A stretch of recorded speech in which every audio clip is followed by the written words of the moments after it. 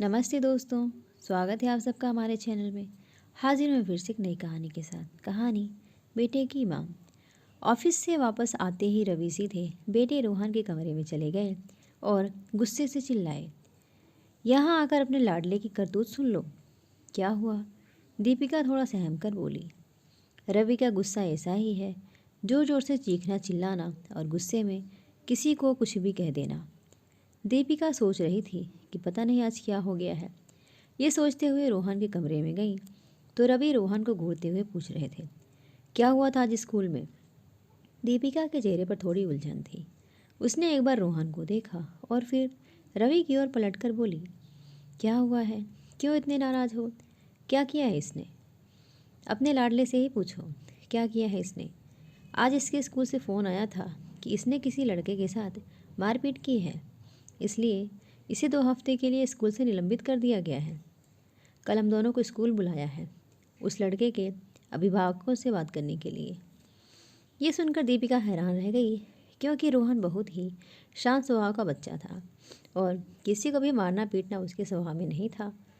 वो दोनों रोहन का मुंह देख रहे थे कि वो अपनी सफाई में कुछ कहेगा, पर रोहन तो सिर झुकाकर एकदम चुप बैठा था। रवि का पारा फिर चढ़ने लगा और वो दीपिका की ओर देखकर बोले, तुम ही पूछो इससे क्या हुआ है। मुझे तो कोई कुछ बताएगा नहीं, दुश्मन हूं ना मैं इसका। इतना कहकर वो गुस्से से बाहर निकल गया। दीपिका बहुत असमंजस में थी। एक तो उसे ये समझ नहीं आ रहा था कि रोहन ने किया क्या है, दूसरा रवि का व्यवहार उसे और परेशान कर रहा था। कम से कम आज तो अपना गुस्सा छोड़कर बेटे से बात करते, हमेशा मुझे ये कर देते हैं। किशोरावस्था में है रोहन, 100 तरह की समस्याओं से जूझ रहा होगा। शायद मुझसे भी खुलकर बात न कर पाए। क्या करूं, क्या ना करूं। इसी उधेड़बुन में दीपिका बैठी थी कि रोहन उसके पास आकर उसकी गोद में सिर रखकर लेट गया। दीपिका ने प्यार से उसके सर पर हाथ फेरा तो महसूस किया कि रोहन अपने आंसू रोकने की कोशिश कर रहा था और इस कोशिश में उसका पूरा शरीर कांप रहा था। दीपिका का कलेजा मुंह को आ गया। ऐसा क्या हो गया है? किशोरावस्था में बच्चों का रोना सहज नहीं होता। 15 साल का बच्चा है, किसी के सामने रोने में अपनी तौहीन समझता है, क्योंकि ये उम्र ऐसी होती है जब उसे लगता है कि अपनी समस्याएं वो खुद सुलझा सकता है। पर सच तो ये है कि इस उम्र में ही उसे सबसे ज़्यादा मार्गदर्शन की ज़रूरत होती है। दीपिका बिना कुछ बोले रोहन के सिर पर हाथ फेर रही थी और इंतज़ार कर रही थी कि जब रोहन का मन शांत हो जाएगा तो वो कुछ बताएगा। तकरीबन 10 मिनट ऐसे लेटे रहने के बाद रोहन शायद कुछ संभल चुका था। उठकर बैठने के बाद उसने दीपिका की ओर देखा और बहुत धीमी और दृढ़ आवाज़ में बोला कि मम्मा, आज जो कुछ भी हुआ है उसके लिए मुझे स्कूल से मुझे जो भी सज़ा मिलेगी मंजूर रहेगी, क्योंकि आपने ही सिखाया है कि गलत काम होता देख चुप कर रहने वाला भी उतना ही दोषी होता है जितना गलत काम करने वाला। ये कहकर उसने एकदम नपे तुले शब्दों में बताया कि आज स्कूल में स्पोर्ट्स पीरियड खत्म होने के बाद मेरी आकांक्षा दोस्त कपड़े बदलने गई। सुदीप ने, जो कि पहले भी उसे परेशान करता था, खिड़की के झरोखे से उसकी वीडियो बनाने की कोशिश की। मैंने और मेरे दोस्तों ने उसे पकड़ लिया और उसका फ़ोन छीनकर हमने वो वीडियो डिलीट कर दी। इसी छीना झपटी में सुदेश की चोट लग गई। हमने इस बारे में किसी से शिकायत नहीं की, क्योंकि आकांक्षा ने हमसे वादा लिया था कि इन सब के बीच उसका नाम ना आए, नहीं तो उसे ही स्पोर्ट्स से अपना नाम वापस लेना पड़ेगा, क्योंकि लड़कियों की गलती निकालना बहुत आसान होता है। लेकिन सुदीप ने हमारी शिकायत कर दी, क्योंकि वीडियो तो डिलीट हो चुका था और हमारे पास कोई सबूत नहीं है। अपनी बात कहकर रोहन अपने कमरे में चला गया और दीपिका ने नज़र उठाकर देखा तो उनके पास खड़े रवि सारी बात सुन रहे थे। अब तक उनको ये भी समझ में आ चुका था कि रोहन और उसके दोस्तों की कोई गलती नहीं थी। उन्होंने दीपिका का हाथ अपने हाथों में लिया और बोले, चिंता मत करो, कुछ नहीं होगा रोहन को। कल मैं बात करूँगा प्रिंसिपल से।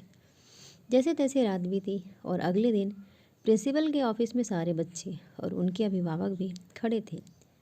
दीपिका ये देखकर हैरान थी कि सुदीप के माँ बाप की त्योरियाँ ऐसे चढ़ी हुई थी मानो रोहन और उसके दोस्तों ने पता नहीं कितना बड़ा जुर्म कर दिया है। उन्हें यह एहसास ही नहीं था कि उनका बेटा कितने गलत रास्ते पर जा रहा है। सबके आ जाने के बाद जब प्रिंसिपल ने बात करनी शुरू की तो रवि ने उनसे इजाज़त लेकर सुनील का फ़ोन मांगा। पहले तो सुदीप ने यही झूठ बोल दिया कि वो स्कूल में फ़ोन लेकर नहीं आता, पर उसके बैग की तलाशी में फ़ोन उसके पास मिला। रवि ने फ़ोटो गैलरी से रिसाइकल बिन पर क्लिक किया तो डिलीटेड वीडियो मिल गया। शायद हर किसी को याद नहीं रहा कि विन में डिलीटेड वीडियो भी होगा। रवि ने बिना कुछ कहे वीडियो प्रिंसिपल के सामने कर दिया। इसके बाद कुछ भी कहने सुनने की ज़रूरत नहीं पड़ी। प्रिंसिपल ने सुदीप को इस हरकत के लिए स्कूल से निलंबित कर दिया और रवि और उसके दोस्तों को शाबाशी दी कि इतना होने के बाद भी उन्होंने आकांक्षा का नाम सबके सामने नहीं लिया था।